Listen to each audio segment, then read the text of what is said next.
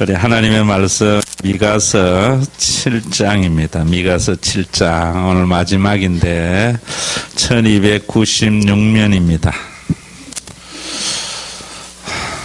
지금 이 마이크가 안 돼서 제가 들고 갈게요. 미가서 7장 교독하겠습니다. 재앙이로다 나여 나는 여름 과일을 딴 후 포도를 거둔 후 같아서 먹을 포도송이가 없으며 내 마음에 사모하는 처음 익은 무화과가 없도다.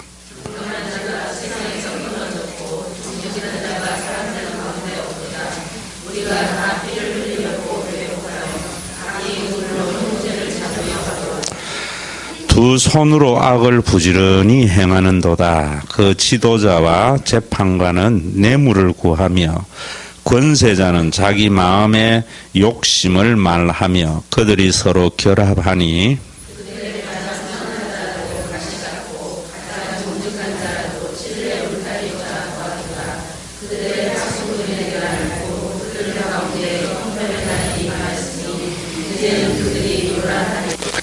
너희는 이웃을 믿지 말며 친구를 의지하지 말며 내 품에 누운 여인에게라도 내 입의 문을 지킬지어다.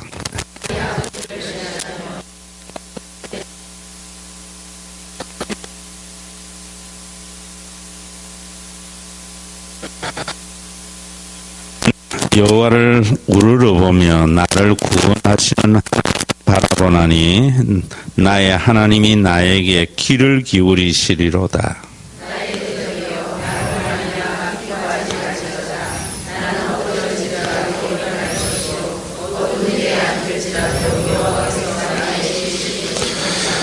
내가 여호와께 범죄하였으니 그의 진노를 당하려니와 마침내 주께서 나를 위하여 논쟁하시고 심판하시며 주께서 나를 인도하사 광명에 이르게 하시리니 내가 그의 공의를 보리로다.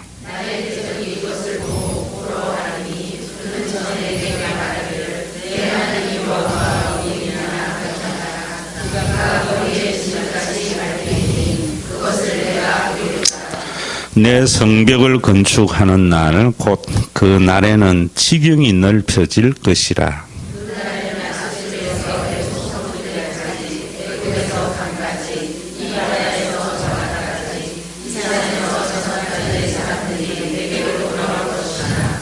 그 땅은 그 주민의 행위의 열매로 말미암아 황폐하리로다.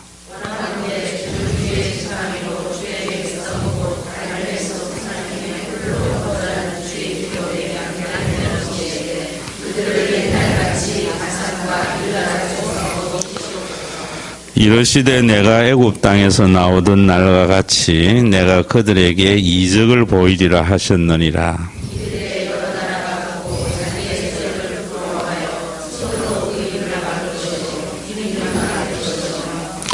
그들이 뱀처럼 티끌을 핥으며 땅에 기는 벌레처럼 떨며 그 좁은 구멍에서 나와서 두려워하며 우리 하나님 여호와께로 돌아와서 주로 말미암아 두려워하리이다.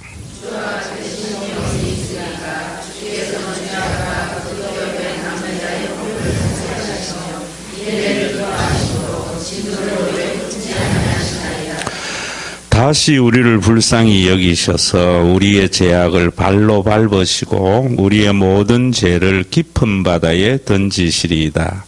주께서 옛적에 우리 조상들에게 맹세하신 대로 야곱에게 성실을 베푸시며 아브라함에게 인애를 더하시리이다. 아멘.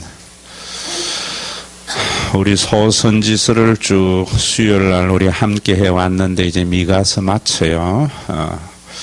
요나서에서는 여러분들이 읽으시면서 어떤 생각을 해야 되는가 하면은 내 가족 또 나와 연관 있는 사람만 사랑하는 것이 죄다 하는 생각을 가지시지 아니하면은 요나서 읽으면서 우리가 땅끝까지 이르러 선교해도 의미가 없어요.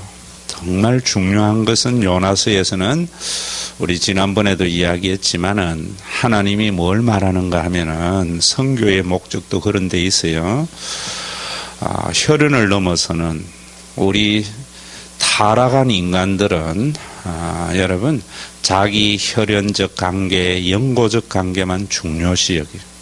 그래서 선악을 구분할 때에도 나에게 이익이 되면 선이고 나에게 손해가 되면 악으로 생각해요. 나와 연관 있는 사람들에게 이익이 되면 선이고 그러지 아니하면 악으로 생각해요. 여러분들이 성경만 보는 것이 아니라 세상의 인문학이나 이런 것도 알아야 되는 것은 그런 것들을 통해서 우리가 진단하는 겁니다. 해답은 성경에 있어요. 그런데 세상의 학문은 진단은 참 잘해요. 우리가 그런 진단이 부족하니까 해답을 가지고 있으면서도 잘못된 답을 가지고 있는 기독교인들이 참 많아요. 지금 제가 한 이야기 중에 여러분들이 나와 상관 있는 사람에게 이익이 되면 선이고 그러지 아니하면 악이다. 이런 것들은 주로 이제 세상에 있는 사람들은 뭐라는가 하면은 뭐든지 진영 논리로 보지 마라. 이런 말 들었어요? 안 들었어요? 안 들었나? 진영 논리라는 것은 우리 편, 내 편 가르지 마라. 편 가르지 말라는 거예요. 선거할 때도 보면은 호남 사람들은 지역적으로 호남에 유익이 되면은 선이고 영남 사람들은 영남에 유익이 되면 선이고 전부 진영 논리.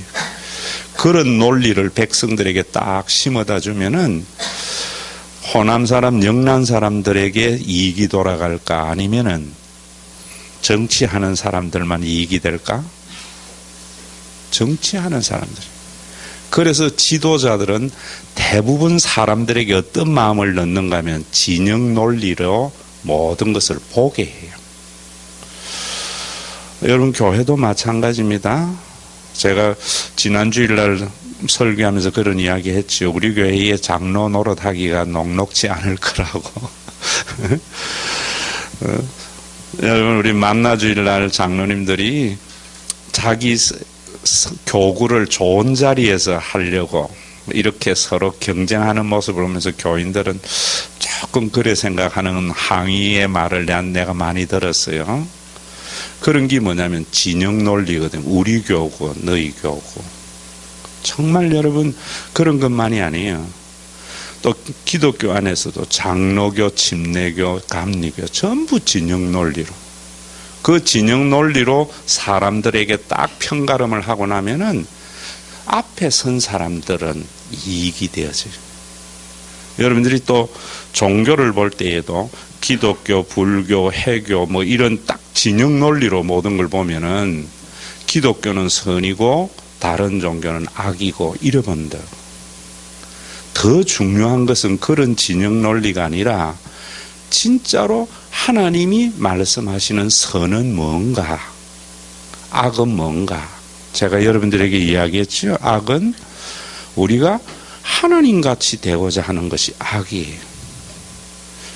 그러니까 타 종교는 전부 인간이 하나님같이 되려고 하고 자기가 섬기는 신조차 자기가 이용의 수단으로 삼는다. 교회에도 그런 거 많아요? 안 많아요? 많지요. 그러니까 우리가 정말 우리가 이런 부분에 대한 정확한 가치 판단이 있어야 돼요. 교회도 우리 교회의 이익이 되고 다른 교회의 손해가 되고 교인들에게 딱 진영 논리로 목회를 하고 딱 세팅을 해놓으면은요, 우리 교회에 이익이 되는 모든 것들은 선으로 봐요. 그래서 지난주일 제가 세 가지 예를 들어서 여러분들에게 말씀을 드렸거든요. 뭐로 보라? 하나님의 눈으로 보라는 거예요. 그래야 정말 선한 게 뭐고 악이 뭔가 하는 것을 알게 되어지는 거예요.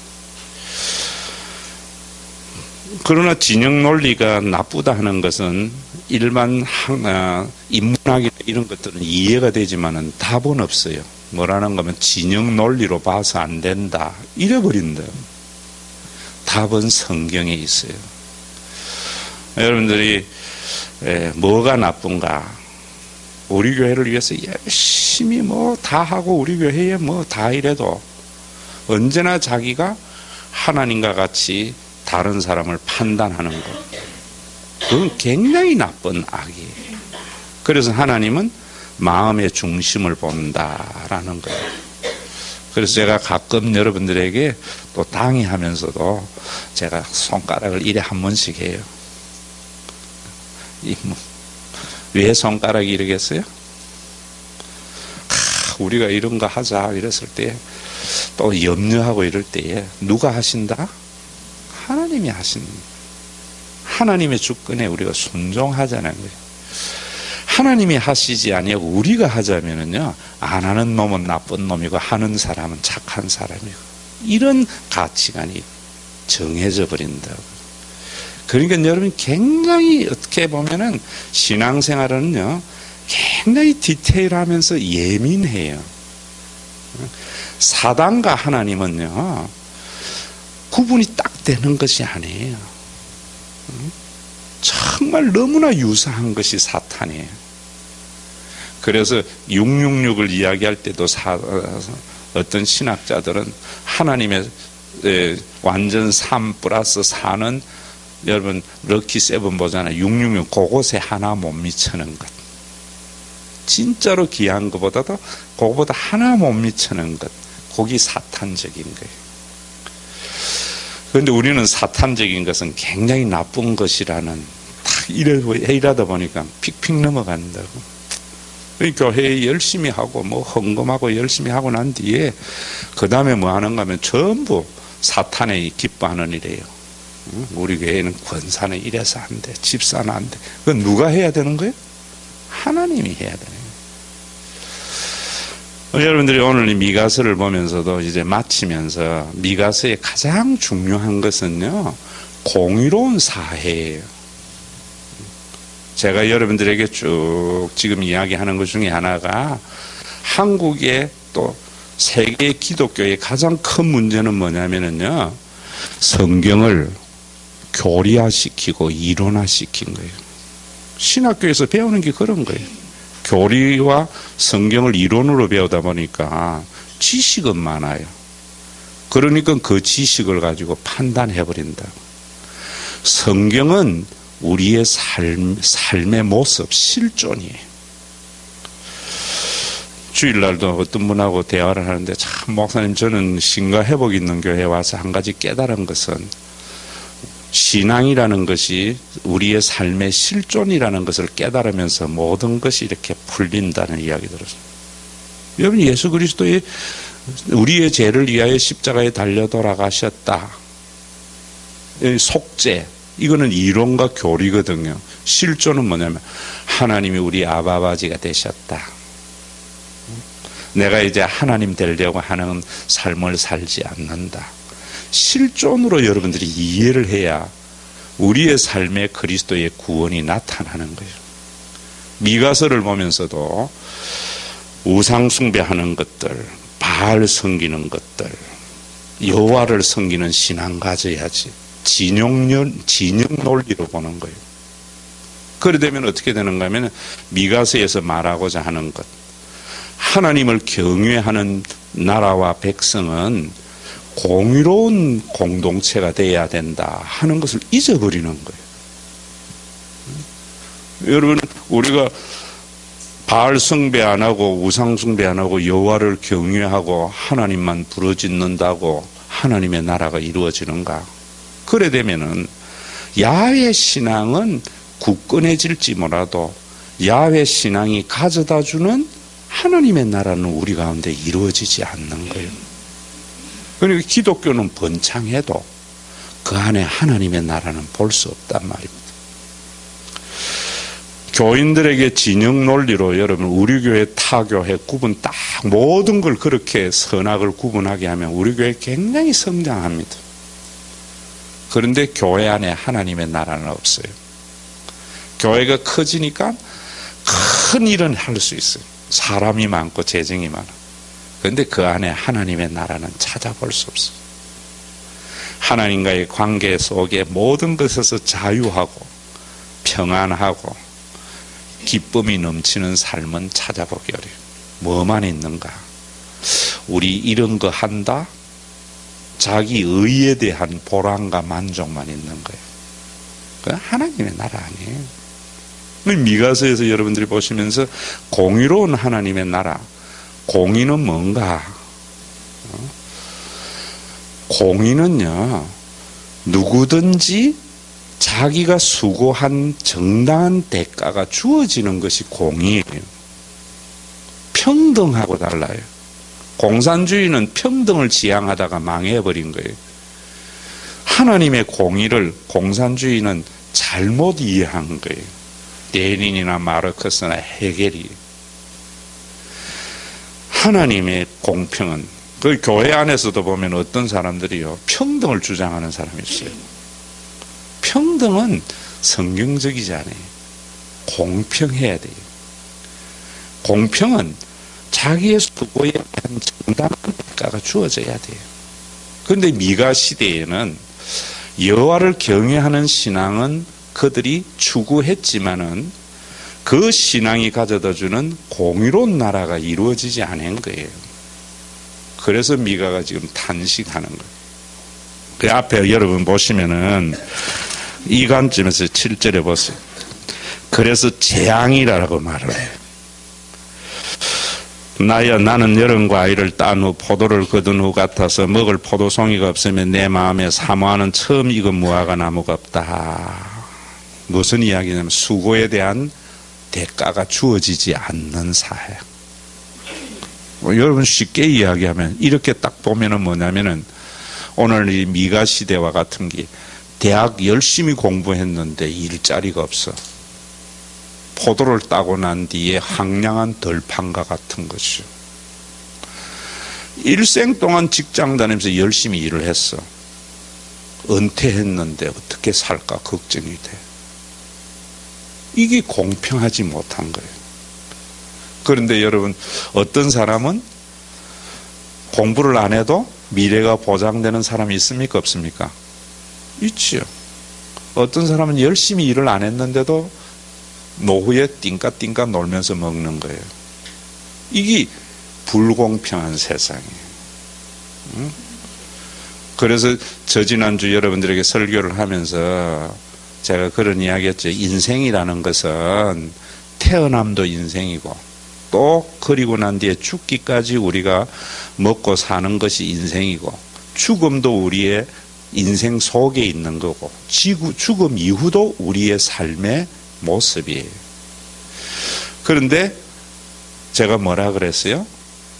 기독교가 아닌 다른 잘못된 종교는 또 잘못된 사회는 출생이 삶을 우리가 살아가는 이 세상을 지배하는 세상이라 했잖아요. 여러분 이런 거 보셔야 돼요. 그저 예수 믿고 천국 간다고만 하지 말고. 우리 사회는 어떤 사회예요? 맨날 기독교 10,000명 뭐 자랑만 했지. 성경적인 여호와의 경외의 신앙, 예수 그리스도가 이루신 구원이 우리의 삶의 실존에 어떻게 나타나는가를 모르니까 출생이 지배하는 사회로 만들어버린 거예요. 그래서 어느 집에 태어났느냐가 그 사람의 일생을 좌우해버린다고. 얼마나 불공평한 세상이에요. 여러분들이 원해서 여러분들의 아버지 집에서 태어났어요? 원하기는 어디 원했어요? 전부? 이병철이 딸로 태어나기를 바랬겠지. 태어남이 우리가 선택한 게 아니잖아요. 그러기 때문에 우리가 선택한 것이 아니기 때문에 그것이 우리의 삶을 지배하도록 사회가 되면 안 돼요. 그러기 위해서는 뭐 해야 되는가 하면은 죽음으로 우리의 인생을 봐야 되는 겁니다. 그래서 성경은 죽음으로 우리의 인생을 보게 하는 것이 여호와를 경외하는 신앙이고 영원에서 현재를 보는 시각이에요. 그래서 여러분들이 공평한 세상이 되려면은 법을 만들고, 제가 지금 이 이야기하는 이야기는 법을 만들고 주여 공평한 세상 만들어 주시옵소서 이런다고 되는 게 아니에요. 제도를 바꾸고 사람을 갈아치운다고 그런 세상이 되는 게 아니에요. 그러기 때문에 인문학에는 진단은 있지만 답은 없다는 거예요. 성경은, 예수 그리스도의 구원은, 바울은요 일생을 주님 만날 때 그때를 보면서 오늘의 모든 것을 판단하며 살아간 사람이라고. 여러분들이 죽음으로 여러분들의 인생을 어떤 설교를 들으러 와야 되고 어떤 것이 하나님의 말씀이냐면은, 하나님 잘 보이면은 여러분들의 자손 만대 축복이 있을지어다 이런 거 아니에요. 그 우상숭배예요. 여러분들이 와서 뭐 해야 되는가 하면 예수 그리스도의 구원으로 내 인생을 보게 해요. 그 구원 중에 하나가 뭐냐면은 하나님이 아버지 되심으로 내 인생을 보게 하는 것이고, 임마누엘의 하나님, 그리고 우리가 영원한 가족의 눈으로 내 인생을 보게 하는 것이고, 또 여러분들이 예수 그리스도의 재림의 날 주님 만날 그때를 생각하면서 내 인생을 보게 하는 거예요. 이게 설교예요. 하나님의 말씀이에요. 그러면 여러분들이 죽음으로 여러분들을 보면은 지금 여러분들이 걱정하는 거 부질 없어요? 부질이 있어요. 오늘 죽는다면은 오늘 죽는다면 여러분 지금 걱정하는 거 걱정하겠어요? 안 하겠어요? 안 하지. 그런데 오늘 죽는다고 생각 안 하기 때문에 모든 걱정을 하니까 뭐 하게 돼요? 미가서에 있는 대로 밤새도록 악을 행할 궁리만 해요. 미가서에 그래 있죠? 밤새도록 악을 궁리하는 게 뭐예요? 밤새도록 술집에서 술 먹으면서 사업, 그런 걸 뭐라노? 진짜 그런 용어도 모르겠다. 에? 뭐 사업 서로 이러는 거 있잖아. 그러다가 미가서 딱 그래놨어요. 날이 밝으면 뭐 한다고요? 자기가 가지고 있는 힘을 가지고, 성경에 분명히 그래 말해요. 그것을 실행하는 자들이다. 뭐냐면은요, 밤새도록 술집에서 정치적인 힘을 가지고 있는 국회의원들과 공무원들과 사업하는 사람들이 쿵짝이 돼가지고 어떻게 하면은 내 사업이 더 잘 될까 구상을 하다가 날이 밝으면은 법을 입법하는 권한을 가지고 있는 국회의원들은 그 권한을 가지고 있는 사람이 더 잘 되도록 법을 제정해버리고 실행해서 없는 사람은 죽고 있는 사람은 살게 된다. 이런 게 미가고 이런 게 죄다 이 말이에요. 미가 시대에 그러니까 정말 허망하다는 인생이에요. 그런데 여러분 오늘 죽을 줄 알고 염려 안 하면 거짓 하겠어요? 안 하겠어요? 안 하지. 여러분들이 지금, 저는요 빌립보서를 한 번 더 하려고 해요. 12년도에 여러분들이 했는데 요즘 빌립보서를 제가 신학교에서 강의하면서 또 해보니까 너무너무 좋은데 교인들도 그거 모르는 것 같아요. 너희가 지극히 선한 것을 분별하여 이렇게 말하고 있습니다. 그런데 지극히 선한 것을 이야기할 때에도 사람들은 어떻게 생각하는가 하면은 나와 내 가족과 나에게 유리한 것은 선이고 타인에게 유리한 것은 악이라 판단해버려요. 그런데 거기에 지극히 선한 것이라는 말은 뭐냐면은 정말 가치 있는 것들을 분별하여, 그 분별한다는 말도 시험을 통과해서 깨닫게 되고 그것을 받아들이는 것, 이런 의미거든요. 그러면 그 말이 뭐냐면 여러분들에게 말씀을 드리면은 정말 빌립보서에 또 뒤에 그렇게 해요. 어그러지고 거스러진 세상이라고 말을 하는데, 어그러졌다는 말은 정말 가치 있는 것을 가치 있게 여기지 아니하고 가치 없는 것을 귀하게 여겨요. 근데 이것을 성경은 뭐라는가 하면 분별하여, 그냥 지식적으로 목사님의 설교를 듣고 아는 것이 아니라 경험적으로 알게 되어져서 분별한다, 이런 말이거든요. 그래서 제가 여러분들에게 이야기할 때에 자기가 인간은 경험 안 해본 거는 모른다, 이런 이야기 하는 거죠. 어머니 안 돼보면 절대로 엄마의 마음 몰라요. 지난주일도 제가 여러분들에게 여러 가지 이야기한 것은 목사가 안 돼보니까 목사의 마음을 몰라.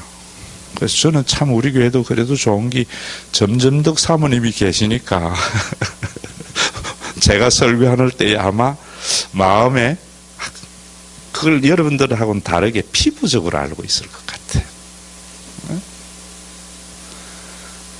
여러분, 하나님의 마음으로 모든 것을 헤아려야 돼요. 자, 그러면은 이 말이 뭐냐면 여러분들이 가치 있는 것들,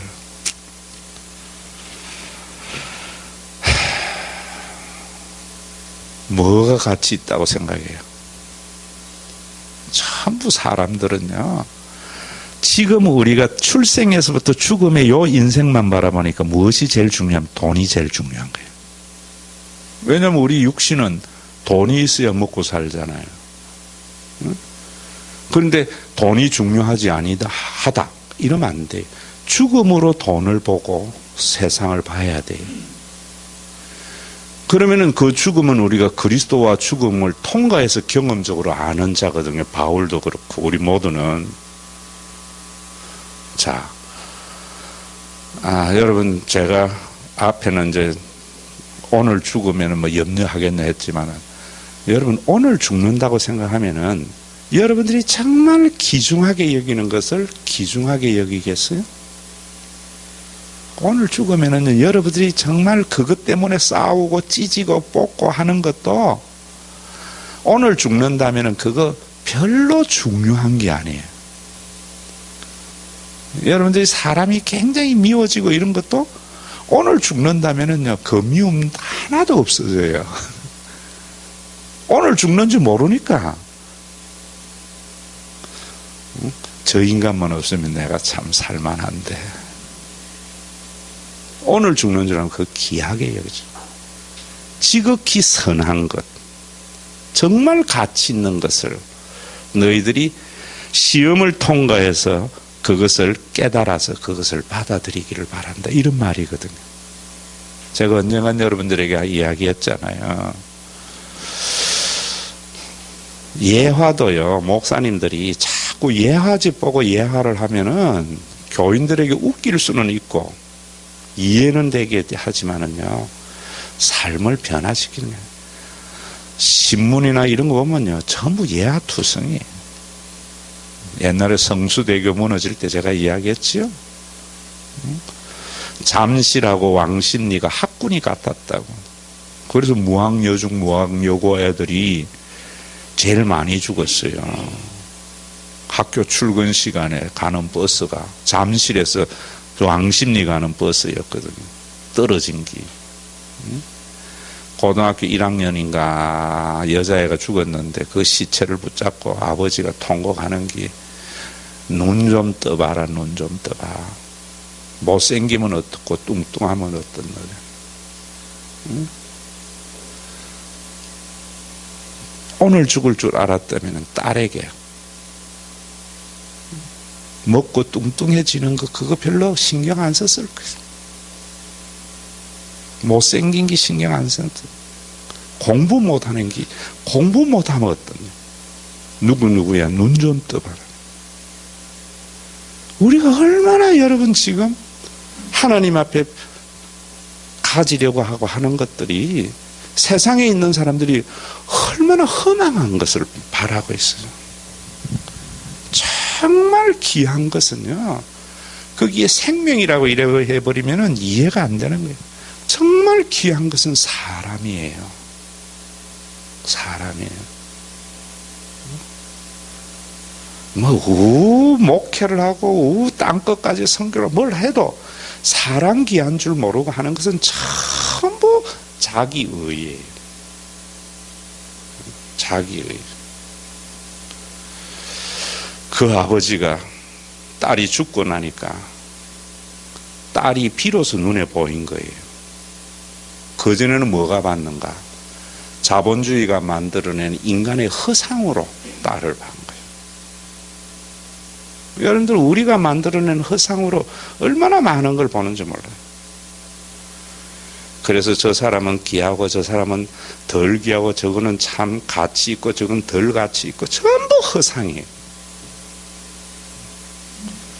우리가 예수 그리스도의 구원 재림의 날 우리가 그 마음으로 본다면은 정말 우리가 달라요. 지금 미가가 정말 그렇게 부유한 시대에 자기에겐 텅 빈 마음이에요. 그래서 2절에 보면 경건한 자가 세상에서 끊어졌고 정직한 자가 사람들 가운데 없도다. 무리가 다 피를 흘리려고 매복하고 각기 그물로 그 형제를 잡으려고 하고. 자, 저를 보세요. 저는 이 말 보면서 옛날에 어릴 때에 내 어머니가 맨날 하는 소리가 뭔가 하면은 제가 친구가 정말 많았거든요. 정말 많았어요. 근데 제 어머니가 맨날 친구 다 쓸데없대. 니 못 되면 다 떠나갈 놈들이 돼. 이럴 때에도 아이고 우리 친구는 안 그래. 그러다가 신학 가니까 제일 먼저 등 돌리는 놈들이 의리를 주장하는 놈들이더라. 그러면서 쭉 깨닫는 게요. 참 사람이 무섭구나. 어떤 사람도요, 탁 매복해가 있다가 자기 아예 적군으로 드러내면 얼마나 좋아요. 딱 숨어 매복했다가 딱 기회가 되면 탁 달라들어요.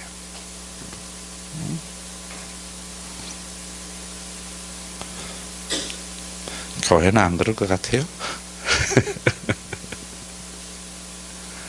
이걸 보면서 깨달아야지 안 그러게 되는 거예요.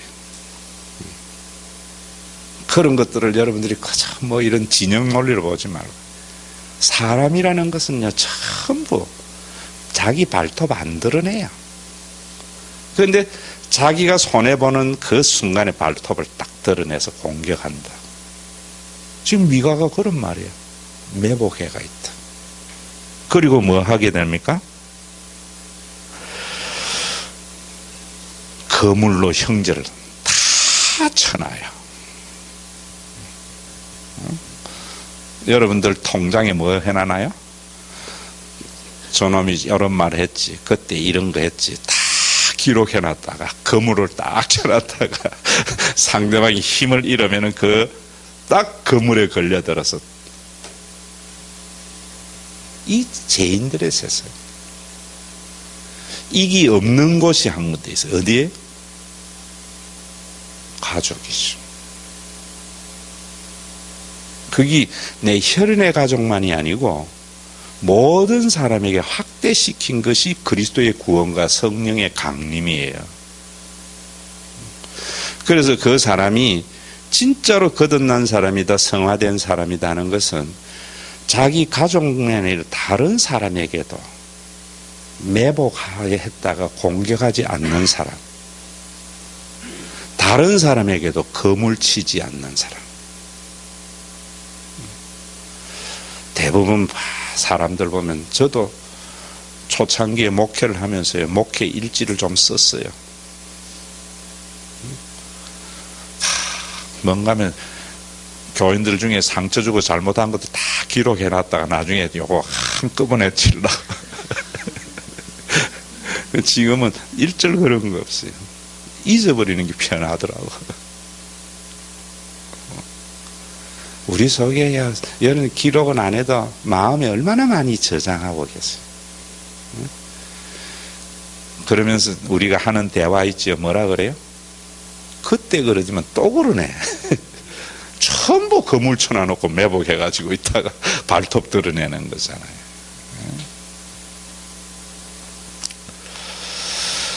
그 다음에 3절에 보면 두 손으로 악을 부지런히 행하고, 참 그 지도자와 재판관은 뇌물을 구하며 권세자는 자기 마음의 욕심을 말하며 그들이 서로 결합한다.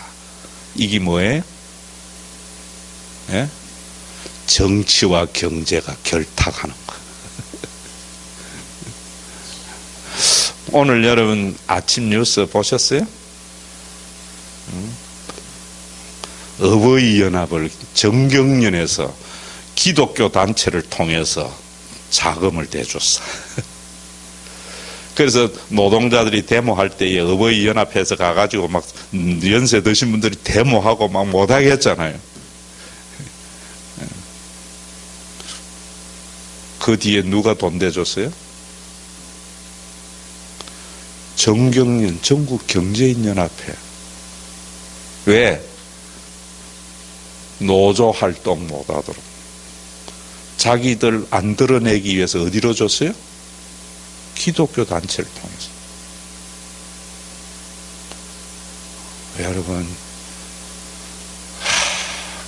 이 미가서예요. 미가서. 그래서 4절에 보면 그들의 가장 선한 자라도 가시 같고 가장 정직한 자라도 찔레 울타리보다 더하다. 참.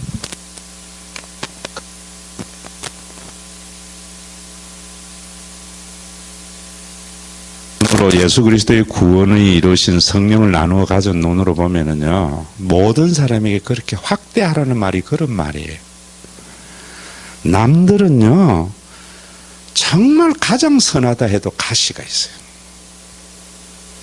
가시가 있어요. 그리고 또 뭐라 그래요? 가장 정직한 자라도 찔레 울타리보다 더하다. 그들의 파수꾼들의 날, 곧 그들 가운데 재앙의 날에 이 말이니 이제는 그들이 요란하리로다. 이스라엘 백성들이 이제는 하나님의 심판으로 그들이 무너질 때에 이제 그들이 요란해진다네. 자, 여러분 여기에서도 이 말 이해해야 돼요. 제가 진영 논리로 보지 말라는 것은 말 잘 들으세요. 제대로 안 들으면 또 엉뚱한 소리 하는 거예요. 우리 목사님은 종교 다운주의 같아. 머리 아파요. 구원은 기독교 안에 있습니다. 그런데 여러분, 유대교와 천주교 모든 것 진영 논리로 봐가 유대는 구원이었고 천주교는 구원이었고 기독교만 이러면 진영 논리. 기독교든 유대교든 천주교든 예수 그리스도의 구원을 받아들이는 자는 구원이 있어요. 기독교인이라도 예수 그리스도의 구원을 받아들이지 아니하고 자기의 욕심을 충족하고 자기의 의를 지향하는 사람은 구원 없어요. 그러면 여러분들이 그 성경을 보면서 하나님께서는 우리를 앞에서 이야기해서 가장 선한 것을 분별하며 시험을 통과해서 그 모든 것들이 깨달아진 것을 받아들이기를 바울은 바란다 그랬어요. 자, 그러면은 신명기 여러분 꼭 책 읽어보세요. 더불어 사는 사회 얼마나 중요한지 몰라요. 이번에 낸 책을 여러분 꼭 읽어보세요. 몇 번이라도 읽어보셔야 돼요.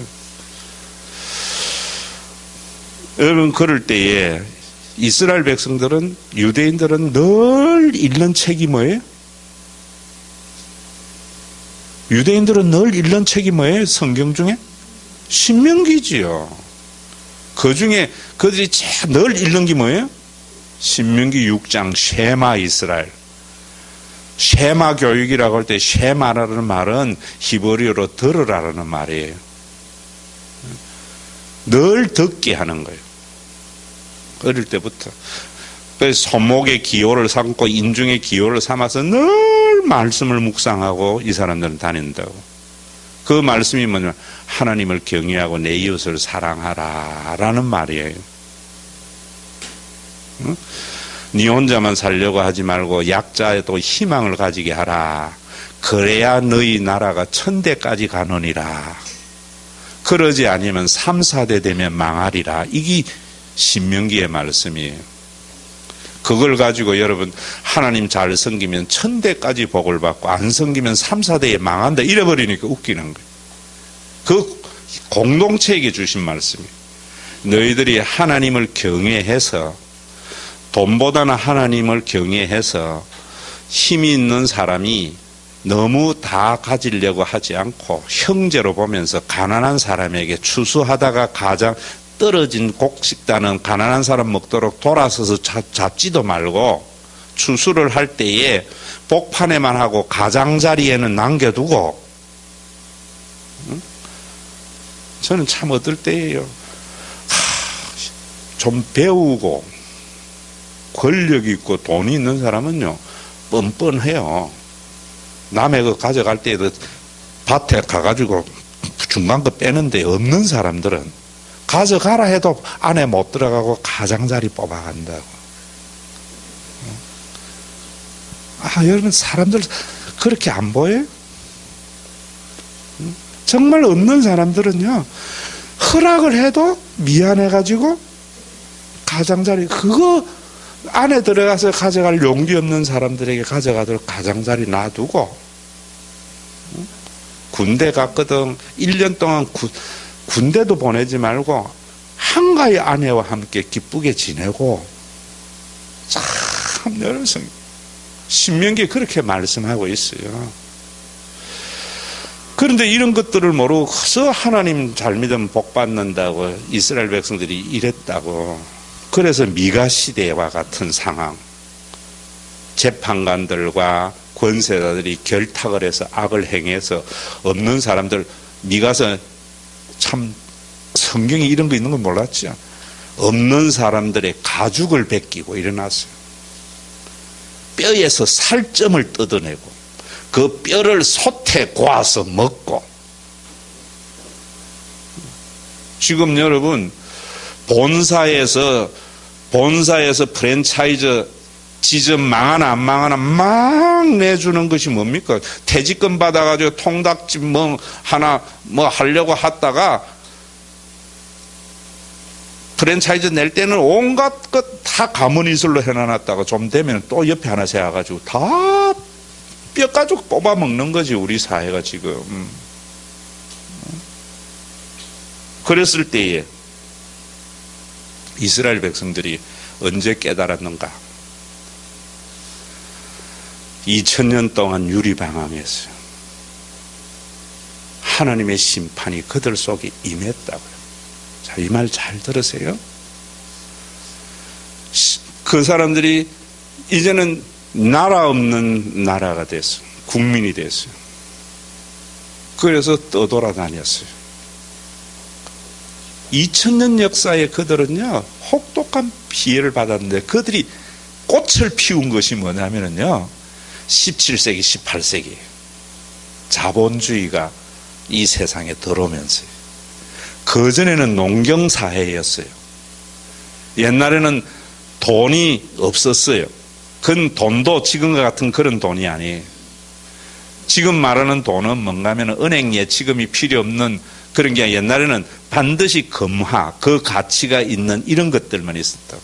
그러다가 이제 산업화가 되면서 여러분 돈을 찍어내기 시작했어요. 지금 옛날로 돌아가는 거예요. 우리 신준호 지사님하고 토요일 주일날 아침 지사님 요즘 좀 봉사한다고 일찍 와요. 그래서 아침 같이 보면 앉아서 이야기하는데 그런 이야기 하더라고.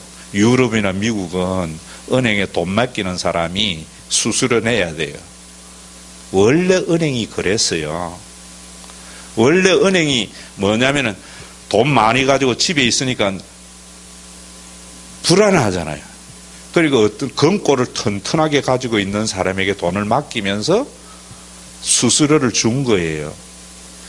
그런데 이 사람들이 금고를 튼튼하게 수수료를 줘가지고 딱 받아보니까 금방 안 찾아가거든요. 또 10명이 맡기면 한꺼번에 다 안 찾고 이 사람하고니까 늘 남아있거든요. 요 남은 거 가지고 다른 사람에게 살짝 빌려준, 이자를 받고 빌려준 거예요. 보니까 수입이 짭짤하거든요. 그런데 그 금꼬치기에게 돈을 맡긴 사람들이 가만히 보니까 저기 옛날에 뭐 빌빌거리고 못 살더니만 뭐 그냥 금고 하나만 가 있지만 이상하게 잘 살아. 그래서 가만히 현명으로 듣다 보니까 내가 돈 맡긴 거 가지고 이자 받아 먹고 있거든요. 그래서 그 사람에게 내 돈과 빌려줬으니까 나도 나누어 줘. 이러면서 이자가 생기기를 시작한 거예요. 그런데 그 이자를 주려고 할 때에 은행에 맡긴 돈은 1,000만 원이면은 이자는 뭐 해야 돼요? 없는 거예요. 돈을 찍어내는 수밖에 없어요. 그래서 자본주의는 허상이라는 거예요. 끊임없이 돈을 찍어내야 돼요. 양적 평창이 일어나지 않으면 자본주의는 망해버리는 거예요. 우리가 굉장히 허상시대에 살아요. 그런데 그 직업은 그 동네에서 제일 나쁜 놈이 하는 거예요. 그 제일 나쁜 놈이 누구였겠어요? 유대인들이라고. 그래서 유대인들이 고리대금. 그래서 유대인들을 고리대금에가 뭐 마녀 사냥에 많은 핍박을 받았어요. 그런데 이 사람들이 자본주의가 도입이 되면서 최첨단의 가장 앞선 직업이 된 거예요. 그래서 돈을 지게 된 거예요. 스페인이 유대인이 있을 때에는 세계를 지배하는 해양 국가가 됐어요. 스페인의 국부가 전부 유대인에게 갈 것 같으니까 스페인이 유대인들 추방령을 내렸다. 갈 때에 다 가져가라 하겠어요?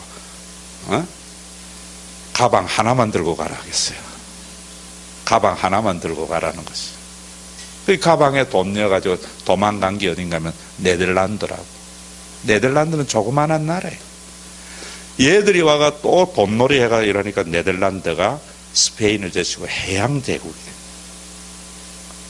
그리고 여러분 또 거기에서 쫓겨나서 독일 이런 데서 쫓겨나서 간 게 미국이에요. 미국에 가서 지금 이 사람들이 그 돈놀이 해가지고 오늘의 제1의 미국을 만들었어요. 자, 그런데 몇백 년의 역사 속에 여기 와서 터전 잡아가 좀 살만하니까 그 땅의 주인들이 뭐라는가 하면 가방 하나만 들고 가. 하소연할 데도 없어요. 나라가 없고 어디에도. 법으로 딱 만들어 놔가지고 가라 하면 가야 돼. 울면서 가면서 어떤 생각했겠어요? 신명기를 보면서 우리가 약한 사람을 억압하니까 하나님의 진노를 받아서 이렇구나. 그래서 그 사람들이 해당 공동체에 여러분들에게 말한 대로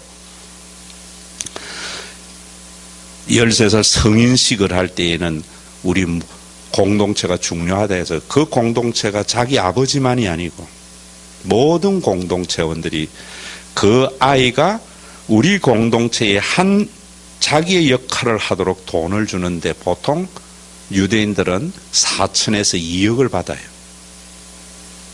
왜? 여러분들 마찬가지잖아요. 우리 교회도 전부 여러분들이 교회에 헌금하고 자기 역할을 하면 교회가 굉장히 부유해지잖아요. 그런데 어떤 사람은 도움을 받아야 할 사람도 있고 이래야 되면 공동체가 약하잖아요. 그런데 유대인들은 그 공동체에 그 뼈저리게 느꼈거든요. 그 신명기를 보면서 맨날 한탄한 거예요. 우리가 하나님 말씀 안 듣고 이웃 사랑하고 형제 사랑 안 해가지고 우리가 이 고생한다. 우리 말짱 도루묵이다. 그래가지고 그들은 그 해당 공동체의 한 사람이 사랑굿이라도록 모두 다 밀어주는 거예요. 또 누구가 하나 당하면은 김씨, 씨, 박씨가 상관이 없이 잡성일지라도 거기에 변호사들이나 모두 달라서 문제를 해결해 줘요. 그들 속에 지금 뭐가 있어요? 하나님의 말씀에 의한 의를 실행해요. 교회는 이런 거 의 있습니까? 없습니까? 가톨릭이 있어요? 없어요? 교회가 핍박 안 받아봤거든. 그래서 진짜 귀한기 모르거든. 예수 그리스도의 구원을 하나의 교리로 보거든요. 이론으로 보거든요. 신명기의 하나의 삶의 실존으로 보지 않거든요. 여러분 그 책을 읽어보세요. 시중에 있는 모든 신명기 서적을 다 써서 읽어보세요. 전부 하나님 하면 복 받는다 아니면은 전부 교리예요. 그런데 그 여러분들의 책 읽어보세요. 공평한 더불어 사는 공동체가 어떻게 이루어져야 되느냐, 무엇에 의해서 이루어지는 실존을 말하고 있는 거예요. 여러분 우리가 여기에 보면은 바로 그런 말이에요. 그래서 5절에 보면은 너희는 이웃을 믿지 말며, 내가요 교인의 신방 가서 사업하는 사람들, 요즘 우리 한일사 남편 경익수 선생님도 필요하면 저녁에도 내 방에 들어오는데 내가 하는 이야기가 뭔가 하면 절대로 사람 믿지 마라. 참 목사의 입에서 이래야 되니까 비극이죠. 직장 다니는 사람들 절대로 사장님 믿지 마세요. 언제 여러분들 내팽개칠지 모른다고. 교회에서 여러분 사람 믿지 마세요. 하나님 믿어야 돼. 누구를 믿는가? 돈을 돌같이 보는 사람 믿어도 돼요. 그 사람이 평소에 돈보다 사람이 눈에 밟히는 사람은 믿어도 돼요. 제 친구 목사들도 3,000명 이상 목회하는 친구들 보면 잔인해요. 이만하면 됐다 생각 안 해요. 뭘 이렇게 같이 뭐 시합하고 뭘 해도. 저는 뭐 하다가 좀 안 되면은요, 마음이 그래서 내가 좀 져줘요. 그래서 나는 믿어도 돼.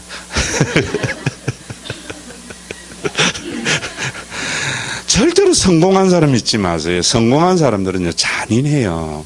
잔인 안 하고 성공할 수 없어요. 저는 그래 봐요. 그 다음에 또 뭐 하지 말라고요? 친구를 의지하지 말며. 그 다음에 또 말이 좀 그래요. 뭐요? 이 시대에 딱 맞는 이야기예요. 네 품에 누운 여인에게라도 내 입에 문을 지킬지. 제가 당회할 때마다 이야기해요. 절대로 이거 가서 마누라한테 이야기하지 마라. 그런데 다 이야기해. 그래서 교인들은 다 알아. 응? 입을 당해 안 해야 되는데. 함께 논 연인에게도 할 말 못할 말을 구분하는 이 참 왜 이렇게 했어요? 그리스도의 구원 한 가족이라는 생각이 없는 거예요. 필요에 의해서 만나고 필요에 의해서 이익에 의해서 모든 것들이 친구가 결정이 되어지고 부부가 되어지고. 지금 우리 대한민국이 옛날에는 안 그래서 지금은 뭐 때문에 결혼해요 전부? 필요해서 하죠.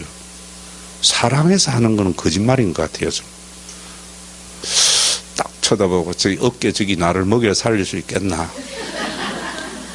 그게 가장 우선이죠. 요즘 아내 고를 때도 뭐예요? 좋은 직장 있는 거, 내가 직장 잃었을 때 저기 내 힘이 될 건가. 첫 번째 요소지. 그러니까 그 필요가 사라지는 순간 뭡니까? 그동안에 떠벌어 놨던 게 전부 다 이혼 소송할 때 법정에 가서 다 올무가 되는 거지 뭐. 근데 하나님 예수 그리스도의 구원, 가족은 안 그렇잖아요. 가족은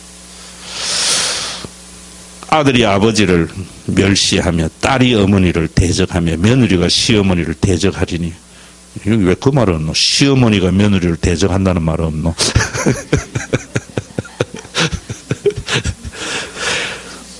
그 다음에 뭐라고요? 다 같이 읽습니다. 시작. 어디에 있다고요? 집 안에 있다고. 이 미가 시대였어요. 그래서 하나님께서 재앙을 심판하는데 그 뒤에 보면은 다음 시간에 하자.